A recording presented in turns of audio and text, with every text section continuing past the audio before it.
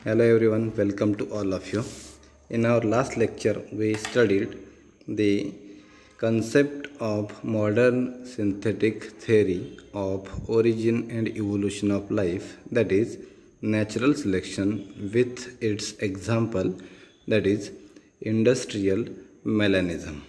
In today's lecture, we are going to discuss the third concept of modern synthetic theory, that is the isolation. Isolation, it is nothing but the separation. Isolation म्हणजे काय आहे? Separation आहे. पण इथे separation नेमकं कशाचं होतं? Here the separation of single population. Separation of single population into several sub units.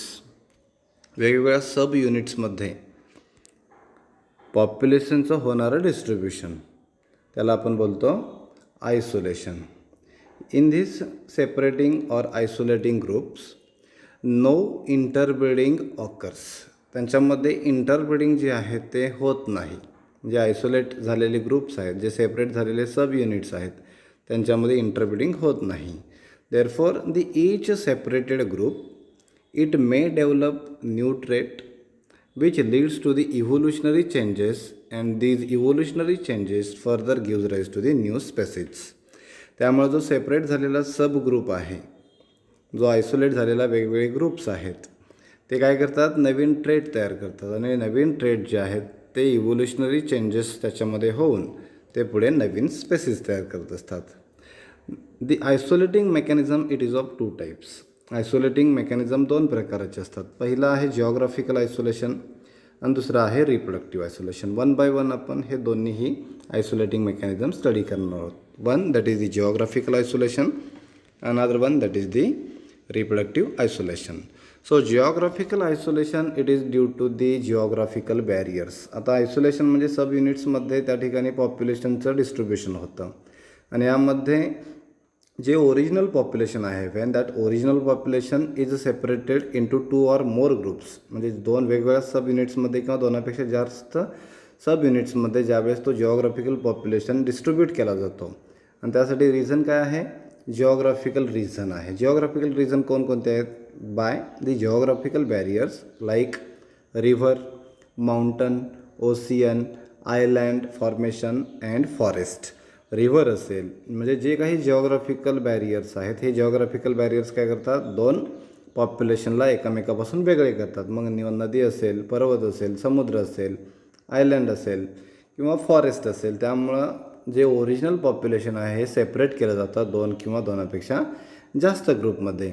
आता हे जे काही सेपरेट झालेले सेपरेटेड ग्रुप्स आहेत, these separated groups are exposed to different kinds of environmental factors.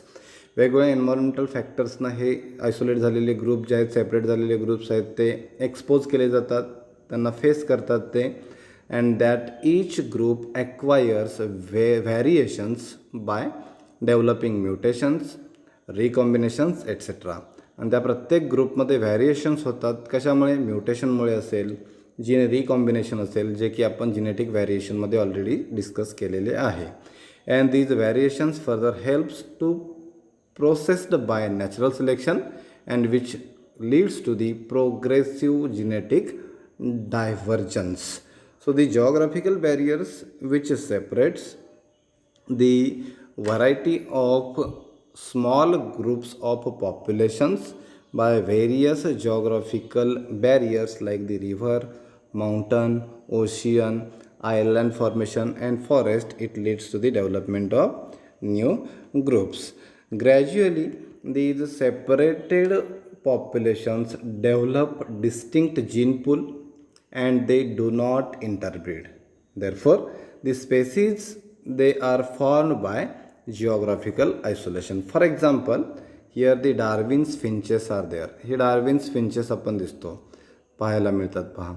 The Darwin finches which are living on the Galapagos Island, they differ not only among themselves but also from the main island finches in relation with their size असेल, colour असेल, बीक असेल किंवा food habits असेल. आता ह्या geographical आयलँडमध्ये आपल्याला Darwin's ज्यावेळेस त्याच्या प्रवासासाठी निघालेला होता, त्यावेळेस गॅलापॅगोस आयलँड आणखी मेन आयलँडमध्ये असणारे हे जे काही फिंचेस आहेत त्याच्यामध्ये त्याला साईजमध्ये असेल, कलरमध्ये असेल, बीक साईजमध्ये असेल, फूड हॅबिट्समध्ये असेल, हे सर्व जे आहेत ते व्हेरिएशन्स आपल्याला पाहायला भेटलेले आहेत. So it is about the first mechanism of isolation, that is the geographical isolation.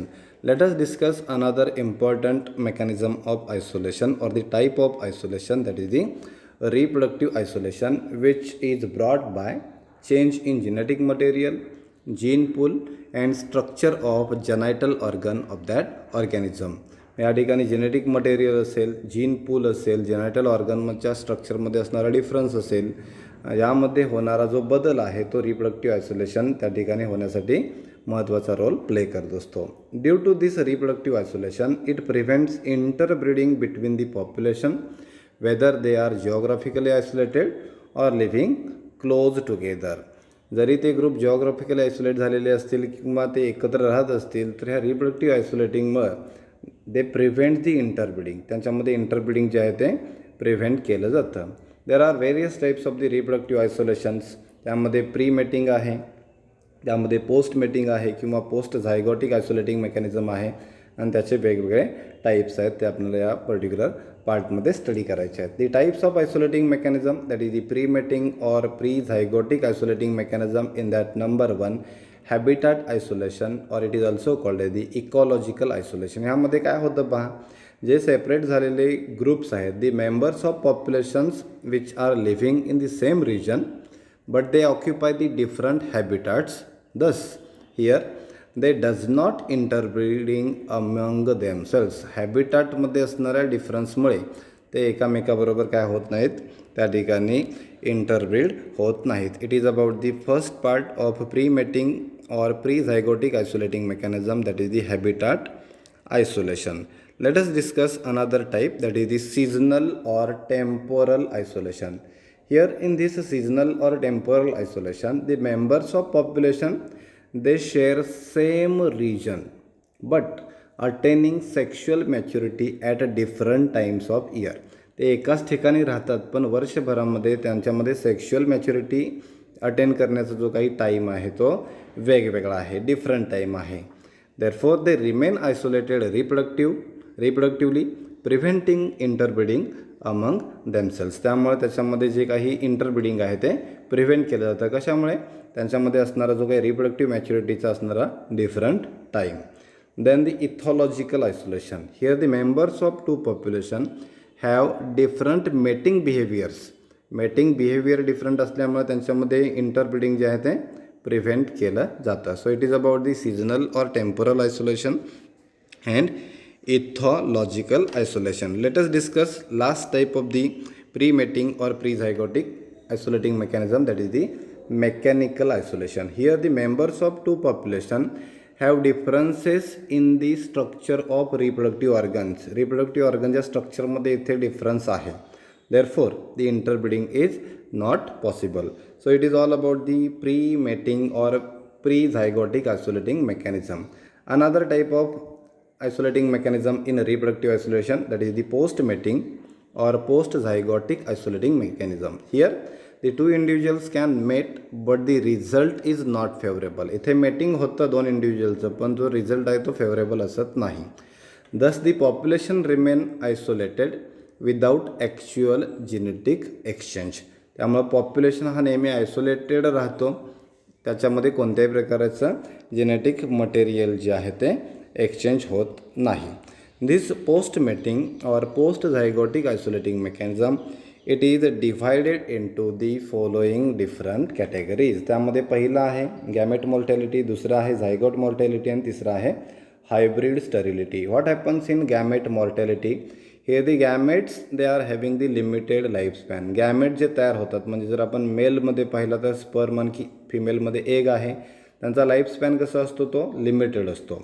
And due to that limited lifespan, one or other reason, if the union of two gametes does not occur in the given time, then it results into the gamete mortality. त्यामुळे जे काही गॅमेटमध्ये जे union आहे ते टाईममध्ये न झाल्यामुळं gamete mortality जी आहे ती त्या ठिकाणी टेक्स प्लेस होतं.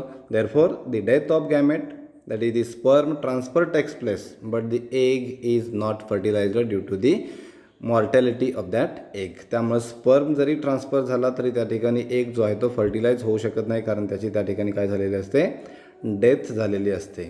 Then about the zygote mortality, here the zygote formed but fails to thrive. Zygote तयार होतो म्हणजे फर्टिलायझेशन होतं, पण तो जगू शकत नाही, तो फेल होतो थ्राईव्ह होण्यासाठी किंवा पुढे सर्वाईव्ह होण्यासाठी.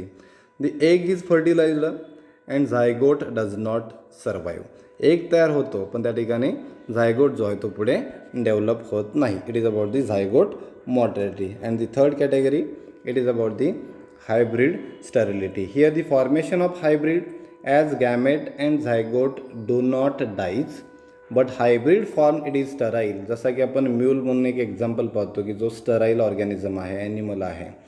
इथे होता झायगोट तयार होतो, पण झायगोट तयार झाल्यानंतर तो हायब्रीड तयार होतो, तो मात्र कसा होतो, स्टराईल होतो. The sterile hybrid can not contribute genetically to further generation. त्यामुळे स्टराईल जो आहे तो रिप्रोडक्शनसाठी एबल नसतो, त्यामुळे पुढे जाऊन तो जनरेशन्स तयार करू शकत नाही.